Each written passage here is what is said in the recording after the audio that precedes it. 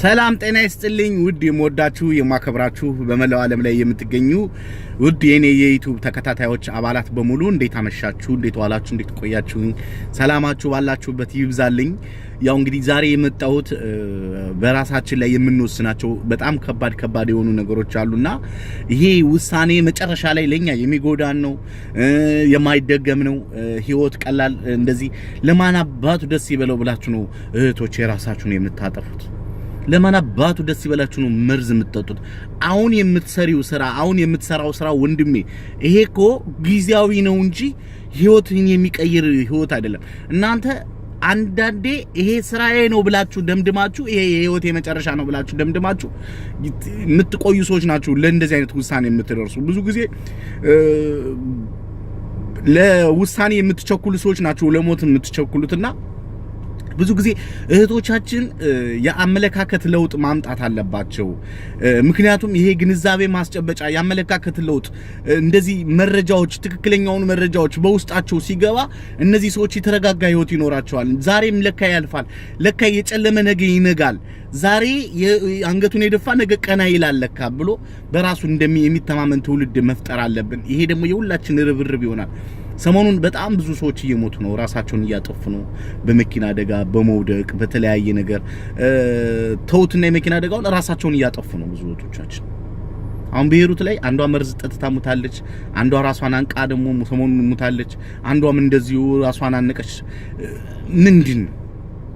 ለምንድነው ራስ እስከማጥፋት የምትሞክሩት ወጣቶች እንደው የምትፈሩት ነገር ምንድነው እስቲ አሁን የሚያስፈራው ነገር እኔ አንዳንዴ ይገርመኛል ያስፈራናል ያስጨንቀናል የምትሉት ነገር ወደ ሞት ሲወስዳችሁ ነው የሚገርመኝ ምንም የሚያስፈራ ነገር እኮ የለም የስደትን ነገር ለኔ አትነግሩኝም እያንዳንዷን የሰው ልጅ ህይወት ምን እንደሚያደርጉ ምን ያህል እንደሚሰቃዩ ጾማቸው እንደሚያሳድሯቸው በር እንደሚዘጉባቸው ብዙ መኪና እንደሚያሳጥቧቸው እናቷ ቤት አክስቷ ቤት እህቷ ቤት እየወሰዱ እንደሚያሰሯቸው ይሄ ሁሉ መከራ እንደሚያሳዩዋቸው አውቃለሁ ይሄ ሁሉ መከራ ሲመራችሁ ደግሞ ወደ ሞት እርምጃ ትወስዳላችሁ ለምን ሲቀር ይቀራል እኮ እንዴ ከምትሞች ራስሽን ከምታጠፊ ሌላ እርምጃዎች ብዙ ኦፕሽኖች አሉ አይደል እንዴ ከሞትሽ እኮ በቃ ከዚህ በኋላ ሞትሽ ነው እኮ በቃ ባንቺ ህይወት ላይ አበቃ ማለት ነው ድጋሚ የሚደገም ነገር የለም ማለት ነው ለማን አባቱ ደስ ይበለው ብለሽ ነው የምትሞጪው ነገ እኮ ያልፋል ህይወት እኮ ያልፋል እኛ ውስጣችን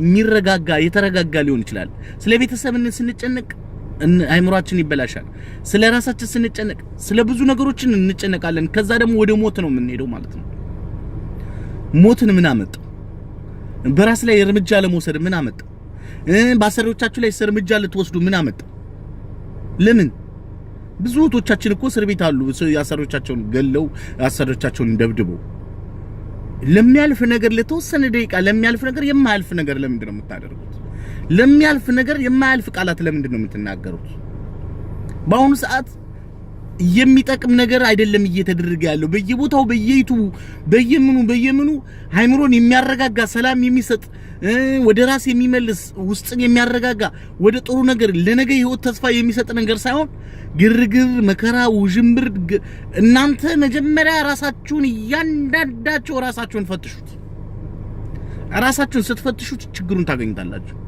በራስሽ ላይ ምንም አይነት ስህተት እየፈጠርሽ ካልሆነ ችግር ውስጥ አትገቢም ማለት ነው ችግር ውስጥ ብዙዎቹ የሚገቡት በራሳቸው ላይ እርምጃ ስለሚወስዱ ነው በራሳቸው ላይ የማያደርጉት ነገር የለም የሚሰሙት የምትሰሚው በአካባቢሽ ዘረኝነት ግርግር ጥላቻ መጥፎ ነገር የሚያበሳጭ ነገር የሚያስጠላ ነገር የሆነ ነገር ከሆነ በዛ አካባቢ ደረጃ ላይ ነው የምትኖሪው ማለት ነው መልካም ነገር ሰላም የሚያረጋጋ ጥሩ ነገር መንፈስን የማይረብሽ ጥሩ የሆነ ነገር ከደሞ የምትሰሚና የምታይ ከሆነ ደግሞ በዛው አካባቢ ነው የምትኖሪው ማለት ነው ሰው የእይታውን ነው የሚኖረው እይታችሁ ምንድነው የምታዩት ነገር እይታችሁ የት ነው እናንተ ይሄ ህይወቴ ነው ብለሽ ለምን ታምኛለሽ አንቺ የሰው የበታችሁ ነሽ ነው እንዴ የምትኖሪው አንቺ እኮ ድንቅ አድርጎ መድኃኔዓለም ፈጣሪ የሰፈጠረሽ ልዩ ፍጡር ነሽ ለአንቺን የመሰለ ሌላ እኮ የለም ስለዚህ አንቺ ይሄን የመሰለ ፍጡር ይሄን የመሰለ ተፈጥሮ ይዘሽ ለምንድነው በተፈጥሮ ነገር የምትጨነቂው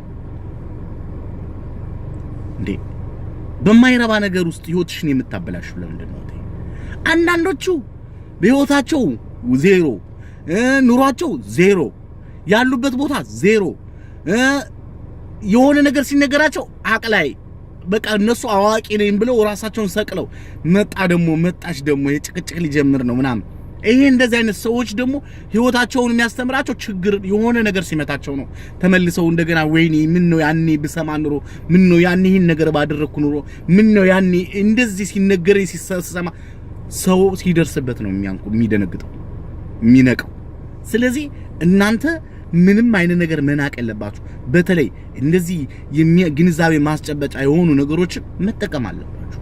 እስኪ ተውት። እስኪ እስከዛሬ ስንት አመት ሙሉ ስትነካኩት ስታረጉ ላይክ ስታደርጉ ኮሜንት ስታረጉ ምን ህይወታችሁ ላይ የጠቀመ ነገር አለ? እስኪ ንገሩ። ራሳችሁን ሊጎዳ ከመፈለጉ በስተቀር ጭራሽ ደግሞ አሁን ደግሞ ሰሞኑን ደግሞ እግዚአብሔር ውድና ድንቅ አድርጎ ፈጥሮሽ ይሄ ጸጉርን የሚገሸልጥ ፊትን የሚያበላሽ ነገር ግን ጥሩ ነው እየተባላችሁ እነሱ ሲጀመር የእናንተን ሁኔታ በምን አውቀውት ነው? እስኪ ንገሩ። እናንተ እኮ ትጎዳላችሁ ነው እህቶቼ። ተው እንዲህ ብሎ የሚነግራችሁ ሰው ስላጣችሁ እኮ ነው ብዙዎቻችሁ ችግር ላይ እየገባችሁብን ያላችሁት። እንዴ ያንቺ ሰውነት የሚቀበልና የማይቀበል አለርጂክና የሚሆንና የማይሆን እንዴት አተረሽ? አታስቢ።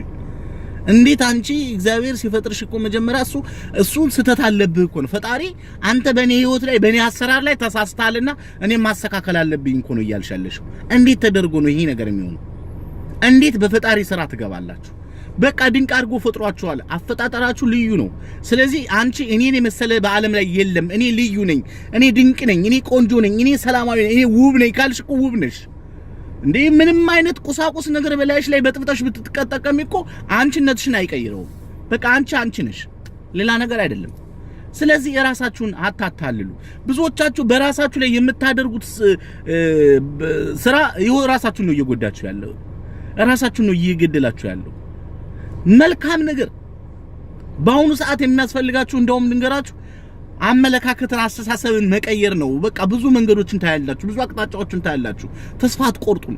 ነገ ለናንተ ፈጣሪ ለናንተ ነገ ባጭሩ እንደሚያስተካክላችሁ ታምናላችሁ። እስኪ ዓለምን ይዋት እስኪ አመለካከት ለውጥ ያስተሳሰብ ለውጥ ነች። ይሄ ሁሉ የምታዩት ባልተማሩና በዳ በሆኑ ሰዎች በተናቁ ሰዎች የተሰራ ነው። አሁን የምታዩትን ቴሌ፣ አሁን የምታዩትን መብራት፣ አሁን የምታዩትን ፊዚክስ፣ አሁን የምታዩትን ይሄ ተዝቆ የማያልቅ ጥበብ በትንሽ ሰዎች ነው የተደረገው። እኛ ግን በቃ አጉል አዋቂ ሆነን ወይ አውቀን ሀገራችንን አላሳደግን ወይ ቤተሰቦቻችንን አልቀየርን ወይ ራሳችንን አልቀየርን ዝም ብለን በጭንቅላት ተቆፍሰን ተከምረን ማለት ነው ተከምረን ራሳችንን ስንጎዳ እንታያለን። የማይጠቅም ነገር እባካችሁን ጥሩ መረጃ መልካም የሆነ መረጃ አቅርቡ እባካችሁን። ምንም የማይጠቅም ነገር ለዚህ ትውልድ አታስተምሩት።